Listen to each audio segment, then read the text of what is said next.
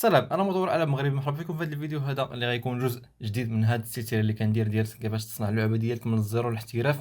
في هذا الفيديو هذا غادي نشوفوا كيفاش غادي نخدموا لي زانيماسيون اللي زدنا في الفيديو اللي فات.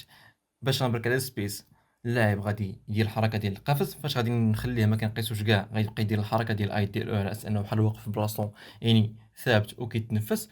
وفاش غادي نحركو باش يتمشى غادي يولي يحرك رجيلاته على اساس انه راه كيتمشى.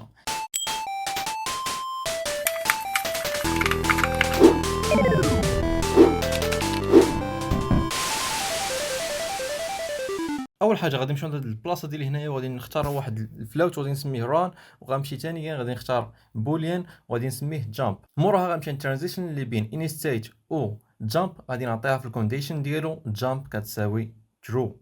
موراها غادي نمشي عند الترانزيشن اللي بين الانيميشن ديال جامب والانيميشن ديال وولك، غادي نعطيها في جامب فولس وغادي نعطيها في ران جريت ذان 0.1. موراها غادي نمشي عند ترانزيشن اللي بين جامب انيميشن و اي دي ال او انيميشن، غادي نعطيه جامب فولس وغادي نعطيها فران ريليس ذان 0.1. اما غادي نمشي عند فيرست ترانزيشن اللي بين اي دي ال او الورك انيميشن، غادي نعطيها فران جريت ذان 0.1.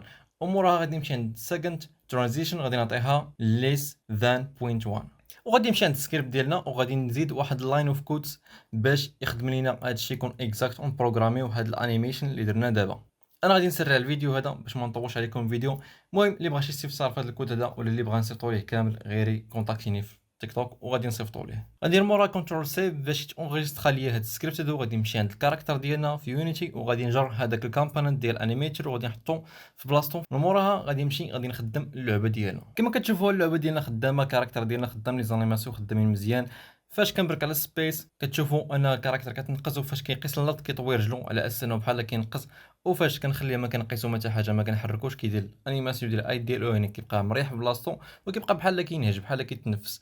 وفاش كنحركو راه كتشوفوا كيحرك رجيلاته بحال كيتمشى. وهذا هو المغزى ديالنا اللي بغينا نوصلوا ليه في هذا الريزولت هذا. تسناو الفيديو الجاي ان شاء الله، غادي يكون شي حاجه جديده عاوتاني وغتعرفوا معلومات جداد وزين انفورماسيون جداد.